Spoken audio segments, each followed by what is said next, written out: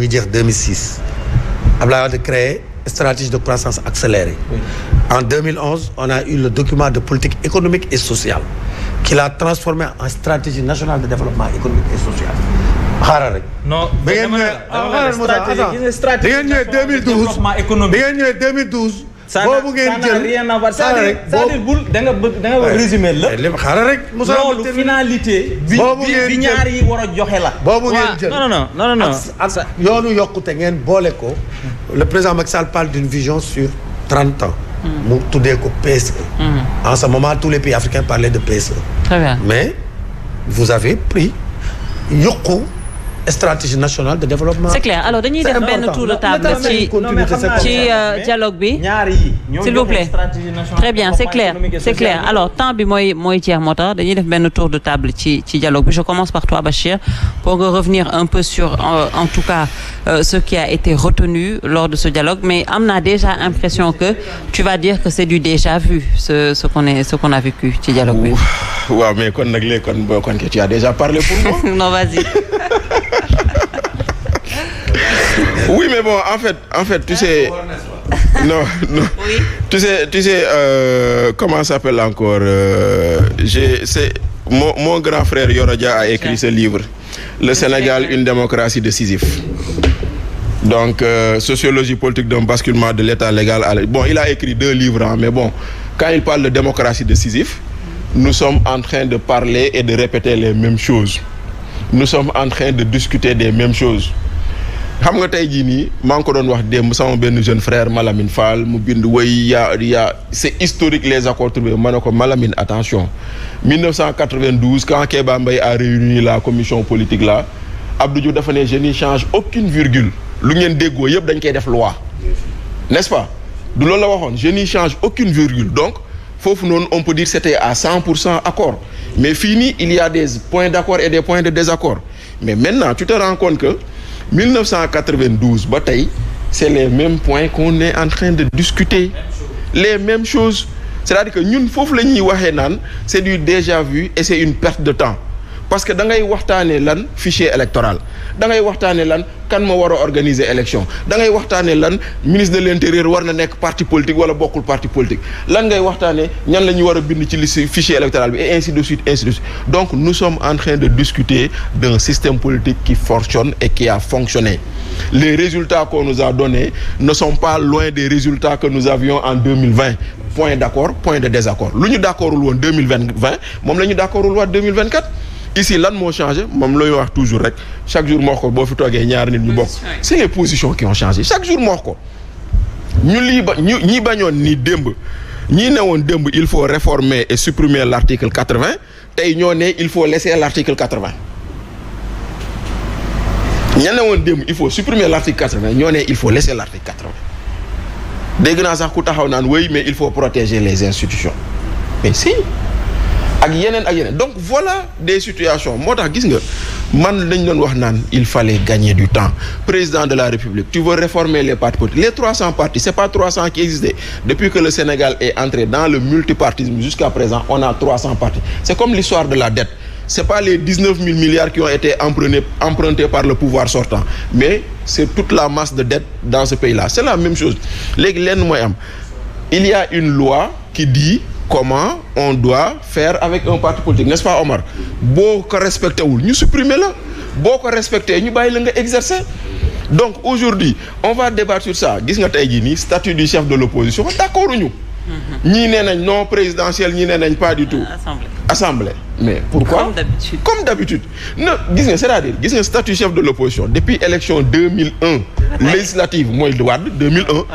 législative 2001 jusqu'à présent on n'arrive pas à avoir un accord particulier parce que 2001 lan moo ñu daloon il y avait un parti qui avait plus de députés et il y avait un parti qui avait plus de voix ndaxte élection 2001 parti socialiste moo ëppale woon voix après le PDS Moustapha Niasse le législative 2001 législative 2001 laay wax mo présidentiel non je parle de voix et de députés voilà 11 députés contre 10 mais en termes de voix parti socialiste moo ëppale woon voix maintenant fallait-il donner le chef de l'opposition sur le nombre de voix engrangées ou sur le nombre de députés le débat n'a jamais été tranché 2019 xam nga 2017 Macky Sall a dit chef de l'opposition dañ koy yóbbu ba 2019 après présidentielle on va donner au chef de celui qui arrive deuxième. On n'a pas fait. Aujourd'hui on est encore en train de répéter les mêmes situations. Est-ce que présidentielle mooy repère bi est-ce que législative mooy repère moo tax it c'est des choses yoo xam ne c'est des éternels recommencements. On est en train de nous répéter de revenir sur des choses yoo xam ne mënoo nekk lii moo tax nag moi j'ai toujours dit que c'est une arme de distraction massive du loolu laa fi waxoon semaine passée gars yi di mer. Je le répète encore, on a amené des gens, on les a payés des per diem, on leur a donné à manger, on leur a donné tout pour finalement nous donner les mêmes résultats que nous avions eu au dialogue de 2016, au dialogue de 2019, au dialogue de 2020 et au dialogue de 2024. Lan moo fi changé léegi lenn rek moo ñu si mën a génne mooy la volonté du président de la République à appliquer son programme à lui parce que il a un programme boo xam ne moo ko présenté Sénégalais et je pense que les Sénégalais l'ont suivi dans son programme parce que moo tax ñu tànn ko je vais réduire les pouvoirs du procureur moo ko wax ci programme am je vais supprimer l'article 80 moo ko wax ci programme am je vais supprimer les fonds politiques ñoo ko wax seen programme je vais sortir du conseil supérieur de la magistrature ñoo ko wax seen programme je vais créer une cour constitutionnelle à la place du conseil constitutionnel ñoo ko wax seen programme donc foofu lañ leen di xaar ils ont la majorité pour ils ont les députés pour voter les lois donc lii ñu def nii sonal nañ nit ñi jël nañ suñu temps waxtaanee nañ loo xam ne xamoon nañ ni lay demee maintenant des gens comme nous avions dit attention ne perdez pas du temps Djibril a besoin qu'on nous dise quel est aujourd'hui fan la ñu jëmee par rapport au Sénégal 2050 qu'il juge comme un bon programme je suis d'accord avec vous mais après dans la mise en œuvre fan la ñu jëmee nan lañ ko war a defee waa Lakbar nga xam ne béykat yi sàmmkat yi fa bëri ñoom bëgg nañoo xam ndax tey jii nii na ministre Mabou Dia lan la ñuy defal ci jur gi lu dul nekk fi du ñu yónnee ay vidéo TikTok rek ñeneen ñi bëgg nañ xam ministère de la pêche lan la ñuy waxoon parce que dañu ne woon on supprime les accords de pêche dinañ am jën ba di maye jën est-ce que jën maye nañ ko. te au contraire gis nga loolu c'est une ressource dynamique. mais voilà donc maintenant raison pour laquelle nous avions dit le dialogue qui doit se poser doit être économique le dialogue politique ou politicien on n'en a pas besoin nous avons un système robuste nous avons des institutions qui fonctionnent maintenant aucune institution n'est parfaite nag ça moom il faut également le dire aucune n'est parfaite aujourd'hui les gens doivent s'adapter aux institutions mais pas vouloir adapter leurs institutions aux humeurs des gens ñun nag foofu lañ toll ndaxte tey prenez l'Angleterre on dit que c'est le pays de la révolution industrielle ñii jàng tuuti droit xam nañ ni Angleterre amul constitution écrite xam nga lu ñu am ay pratiques ay usages loolu mooy dajale mu doon seen constitution mais ils n'ont pas de constitution et pourtant ça marche voilà demal Japon c'est un pays millénaire mais la révolution technologique est née au Japon kon c'est pas il y a aucune corrélation entre institution ak développement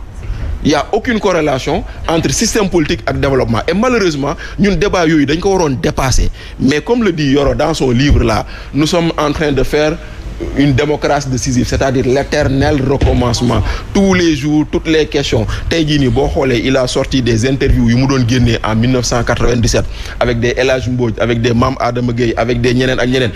mais quand tu les lis tu as l'impression que c'est Djibril Beye et Bachir Fofana qui parlent donc il y a rien qui change malheureusement. C'est clair. Omar Faye ci dialogue bi pour terminer xam nga on pouvait s'attendre à autre chose jarul woon sax dialogue. quand même wax ngeen ko fi d'ailleurs la non wax nañ ko fi et puis dialogue national affaire élection rek nga waxtaan ne dialogue national te xam nga ñoom dañu bëgg a créer lu bees te mënuñu créer malheureusement. là où existe. ça existe. on peut pas la réinventer. ñoom loolu mooy seen problème.